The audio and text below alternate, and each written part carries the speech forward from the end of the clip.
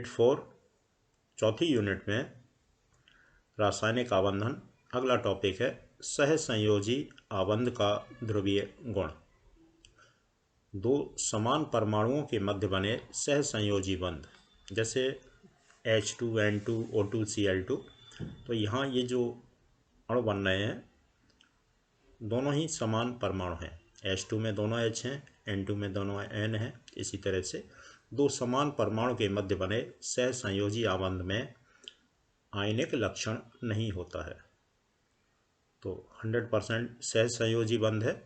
इसे अध्रुवीय बंध भी कहते हैं। जब सहसंयोजी बंध दो असमान परमाणु जैसे HCl है इनके मध्य बनता है तो बनने वाला अणु इसमें साझे के जो इलेक्ट्रॉन है अधिक वैद्युतरणीय परमाणु इसकी ओर आकर्षित हो जाते हैं, जिससे क्या होगा, इस परमाणु पर आंशिक ऋण और इस पर आंशिक धन आ जाता है। मीन्स अणु में आंशिक आयनिक लक्षण आ जाता है। इसे ध्रुवीय गुण कहते हैं। और इस तरह के सहसंयोजी यौगिक इनको हम कहते हैं ध्रुवीय यौगिक। इसके बाद अगला टॉपिक है आयन ध्रुवण या आयन विरूपण। जब धनायन और ऋणायन एक दूसरे के निकट आते हैं तो धनायन ऋणायन के इलेक्ट्रॉन मेघ को आकर्षित करता है। साथ ही ऋणायन के जो नाभिक है समान आवेश के कारण उस नाभिक को प्रतिकर्षित करता है। इससे क्या होगा, ऋणायन का इलेक्ट्रॉन मेघ विकृत हो जाता है। इसे धनायन द्वारा ऋणायन का ध्रुवण कहते हैं। ये आयन ध्रुवण। इसके बाद अगला टॉपिक है आयनिक आबंध का सहसंयोजी लक्षण। आयन ध्रुवण का यहाँ जिक्र आएगा। तो आयनिक यौगिकों में धनायन और ऋणायन होंगे। आयनिक यौगिकों में आयन ध्रुवण के कारण सहसंयोजी लक्षण आ जाता है, जो आयन ध्रुवण की मात्रा बढ़ने के साथ साथ बढ़ता है। आयन ध्रुवण की मात्रा किस किस पर निर्भर करती है? धनायन और ऋणायन के आकार, आवेश और इलेक्ट्रॉनिक विन्यास इन पर निर्भर करती है। तो आयन ध्रुवण के लिए अनुकूल जो परिस्थितियां हैं हम फजान या फायांस नियम से देखते हैं। सबसे पहले जो अनुकूल कारक है धनायन का छोटा आकार व उच्च आवेश। जैसे देखेंगे LiCl, NaCl और KCl।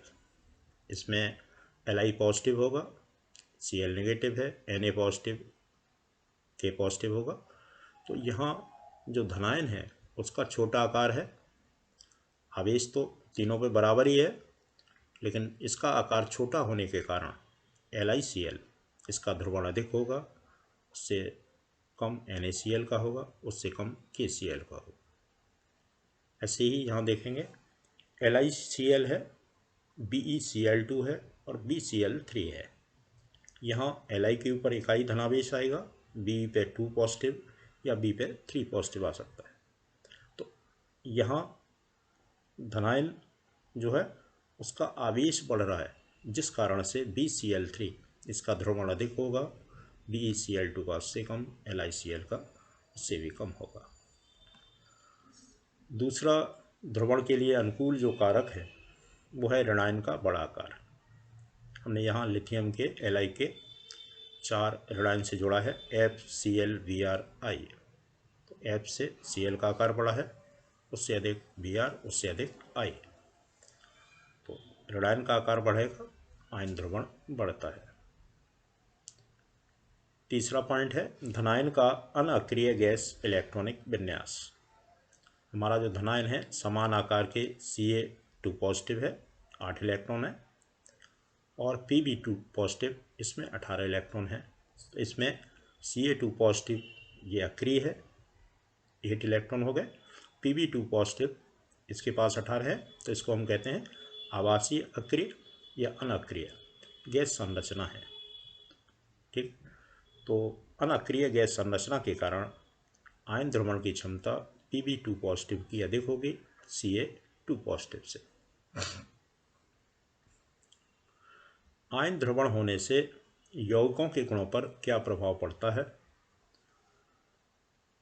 जैसे लवणों के गलनांक कम हो जाते हैं, लवणों के गलनांक घट जाते हैं आयन ध्रुवण के कारण, जैसे NaBr, MgBr2, AlBr3। NaBr का अधिक, उससे कम इसका, उससे कम इसका, ध्रुवण बढ़ रहा है तो गलनांक कम होते जाते हैं। जल में विलेयता घटती है, जैसे हमने Ag के 4 लवण लिए हैं, AgF, AgCl, AgBrI। तो यहाँ Ag समान है, लेकिन यहाँ ऋणायन का आकार बढ़ रहा है, आयन ध्रुवण बढ़ रहा है, मीन्स विलेयता घटेगी। तो सबसे अधिक विलेय ये होगा, उससे कम ये, उससे कम ये, उससे कम। धातु कार्बोनेट का तापीय अपघटन बढ़ता है। हमने मैग्नीशियम कार्बोनेट लिया, कैल्शियम कार्बोनेट लिया, बेरियम कार्बोनेट लिया, तो इनका तापीय अपघटन, कार्बोनेट तो तीनों के ही हैं, Mg इससे ज़्यादा बड़ा है Ca, इससे ज़्यादा बड़ा है Ba, तो यहाँ इसका ध्रुवण अधिक होगा, मीन्स तापीय अपघटन इसका कम होगा। तो आयन ध्रुवण बनने से इसका अधिक है तो तापीय अपघटन उसका उल्टा हो जाएगा। असंक्रमण तत्वों में आभासीय अक्रिय गैस संरचना के धातु आयन रंगीन यौगिक देते हैं, जैसे Ag है, आभासी Ag1 जो है आभासीय अक्रिय गैस संरचना होती है, इस कारण से इनके जो धातु आयन होंगे वो रंगीन होते हैं, जैसे AgCl सफ़ेद रंग का है, AgBr हल्के पीला है, Agi पीला है, ये काले रंग का है। ये आयन ध्रुवण का प्रभाव है।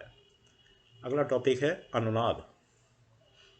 जब किसी अणु के लिए लगभग समान ऊर्जा की 2 या 2 से अधिक संरचनाएं संभव हैं तो अणु की वास्तविक संरचना उन सभी संरचनाओं का अनुनाद संकर होती है।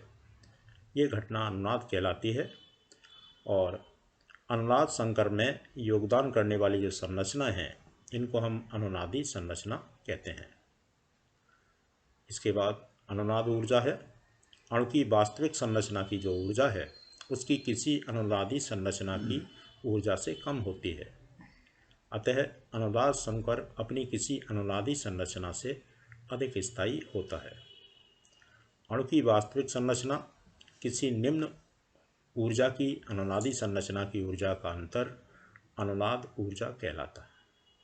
अणु की वास्तविक जो संरचना है उसकी ऊर्जा और इसकी जो अनुनादी संरचना है उनमें से जो निम्न ऊर्जा वाली संरचना है उसकी ऊर्जा, इनका जो अंतर है उसको अनुनाद ऊर्जा कहते हैं।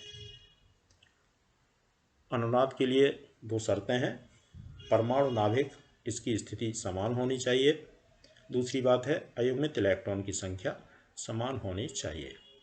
जैसे एक उदाहरण है नाइट्रेट आयन NO3 1 नेगेटिव, इसकी 3 संरचनाएं हैं, नाइट्रोजन बीच में है, इससे एक ऑक्सीजन ये जुड़ा है, एक ये, डबल बॉन्ड यहाँ है, डबल बॉन्ड यहाँ आ गया इस ऑक्सीजन पर, या डबल बॉन्ड इस पे चला गया। तो NO3 नाइट्रेट की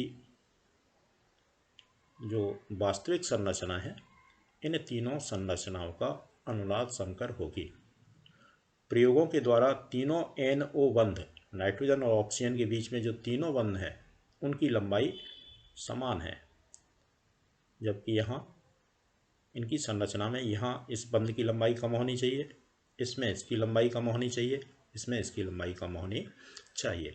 लेकिन प्रयोगों द्वारा तीनों N सिंगल बॉन्ड O बंध की जो लंबाई है, या N डबल बॉन्ड O यहाँ तो दिखाई दे रहा है, लेकिन यहाँ तो तीनों ही N और O के बीच बंध की लंबाई बराबर आती हैं।